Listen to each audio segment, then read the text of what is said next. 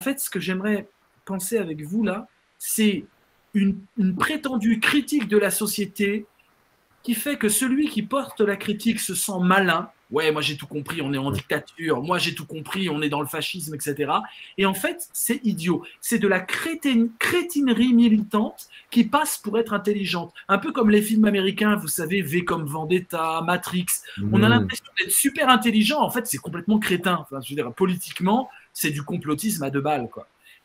Critiquez pas Matrix. Ah, je critique pas Matrix, j'ai adoré, j'ai écrit dessus dès 2002. Mais par contre, c'est vrai que Matrix est devenu une sorte de vivier symbolique pour les complotismes. Ça, c'est incroyable. V pour Vendetta, qui est un film en fait profondément crétin, c'est complètement stupide. On va faire Oui, oui. exploser. C'est débile politiquement, mais les gens se disent ouais, je suis intelligent. Ah ouais, Blast. Ah bah Blast, la dernière en date, Michael Fossel qui se fait interviewer. C'est vraiment une vidéo à regarder, la dernière. Vous tapez Michael Fossel, Blast. Et pendant une heure, il va pontifier en disant du vide. En disant Mhm. du vide. C'est-à-dire qu'il prend aucune position, il est prof à Polytechnique, et en fait, c'est un jargon de langue de bois de politicien, c'est toi qui me disais ça. On est dans du vide, dans du néant. Et puis même, alors là, si on va, bon, moi je suis aussi, pour le coup, assez favorable à un système parlementaire qui n'est pas à l'œuvre en France en 1938, contrairement à ce qu'on pourrait penser, mais même ce que la Ve République rend possible en termes, je dirais, de pouvoir exceptionnel du président, devrait tout de même inquiéter un peu. Et puis, disons, puisqu'une campagne s'annonce, hein, elle ne paraît pas forcément être de très bonne aloi telle qu'on peut la pressentir, mais enfin, espérons que la question institutionnelle, c'est-à-dire au fond la question de la démocratie et de la vie en commun, sera présente un peu dans cette campagne. Mais pourquoi pas dire du vide? On n'est pas obligé d'avoir des idées à chaque fois, etc. Mais ce qui est dramatique, c'est que ça pontifie. C'est-à-dire ça montre une vision de l'intellectuel, soi-disant engagé, descendant dans l'arène, Mhm. Et en fait, on a un néant politique. Et ça, c'est très, très grave, surtout dans une période floue où on a besoin d'avoir des repères politiques. Quand tu nous parles, Hugo, tu vois, de la Corée du Nord, c'est un super repère politique, c'est hyper important de l'avoir. On Mhm. demande aux intellectuels d'avoir ces repères. Quand tu parles de White Lotus, Sandra, tu nous donnes, en fait, c'est une série politique, ça montre les ultra-riches en situation de colonialisme touristique, tu vois, et c'est hyper fort.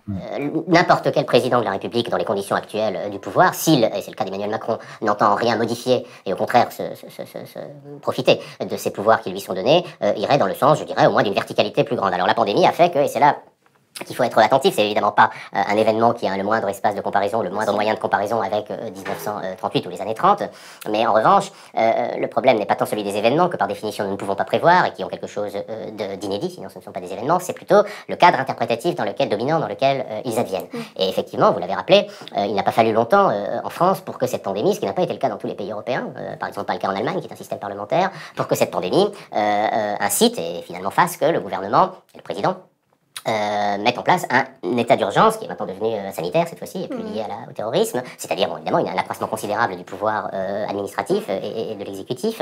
Et puis c'est vrai que le fait que le Conseil de défense maintenant soit, qui est un conseil militaire d'abord, bon, soit directement ou soit même exclusivement en position de décision peut laisser tout de même un peu surpris parce que là on n'en est même plus, disons, au moment où le pouvoir exécutif, c'est-à-dire le Conseil des ministres en principe, prend le pouvoir, enfin ou exerce le pouvoir pleinement, un peu en laissant le Parlement de côté. Là, on a encore un Conseil des ministres restreint, comme si même dans ce que le pouvoir exécutif laisse de délibération possible, on sait bien que tous les ministres ne sont pas toujours sur la même position dans cette lutte contre la pandémie, eh bien, il y a un resserrement du pouvoir. Ou vraiment, il dit rien.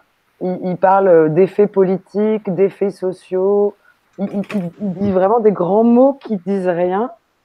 Et est-ce que tu penses vraiment qu'il peut passer pour quelqu'un qui est engagé? Est-ce qu'il y a des gens qui peuvent je suis sidéré. prendre la forme comme un fond qui serait avec des faits?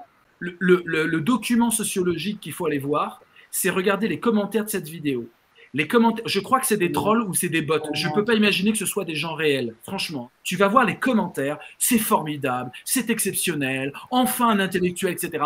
Et j'ai l'impression, alors, soit c'est des bots, moi je crois que c'est des bots, c'est faux. Je pense que c'est faux, c'est pas possible. Des bots, c'est des robots? Ouais, c'est des robots qui, tu sais, à la russe, quoi, tu vois, des faux comptes ou des gens qui sont payés pour. Ou alors, c'est le côté intellectuel prof à Polytechnique qui parle en pontifiant, le mec il se prend vraiment pas pour de la merde, et du coup je suis humilié, et donc comme je comprends parce qu'il dit que des banalités vidissimes, du coup j'ai l'impression de comprendre, et Sébastien Dieguez en parle vraiment bien, l'effet faux gourou inversé, c'est-à-dire que je suis censé avoir une sommité Et il me parle et je comprends, du coup je dis bravo. Et je crois que c'est un effet que Idriss Aberkan et d'autres pignoufs comme ça utilisent ce procédé-là. Hein, bon, lui, il invente carrément son CV. Et après, il parle, et c'est tellement banal ce qu'il dit qu'on dit mais c'est génial, génial, je comprends tout, c'est incroyable, un mec si brillant qui a 3 thèses à 29 ans, enfin un truc complètement délirant. Ça joue sur le snobisme qui se rend accessible faussement, quoi. C'est ça.